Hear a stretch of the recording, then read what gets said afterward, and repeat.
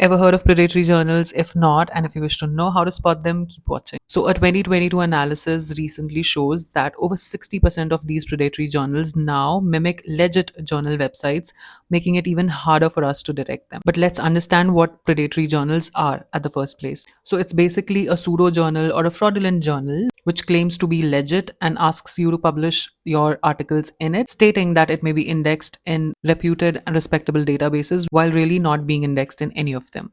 So while it may state that it is indexed in PubMed or Scopus, it really is not. So what happens when you publish an article in such a predatory journal? One, you cannot use this article ever again once it's published in this journal. Secondly, this article may never be counted by institutions or organizations or, let's say, an examination committee for the purpose of your thesis or promotion or your PhD. Lastly, it just forces you to redo your entire work. Now, how do you save yourself from getting your articles published in these predatory journals?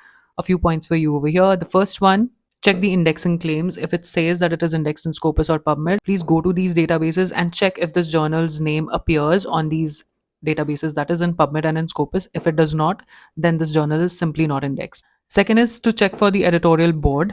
A lot of time what happens is that these journals will use some respectable people or reviewers or editors names in their editing team. So what you can do is you can google the name of these people along with the name of the journal, and if then you see that the name appears alongside the journal, then it's real. Otherwise they're just fake using the name of these people. Third one would be unrealistic article processing charges. These journals will either ask for money before peer review or they'll give you heavy discounts if you pay today. Also, they will spam you with n number of emails. A real journal or an authentic journal does not spam you with these many number of emails. Lastly, check for the peer review test. Most authentic journals have a very clear peer review process detailed out on their website. They mention very clear peer review timelines, the number of revisions that will be required, and the manner in which the reviewers' comments will appear.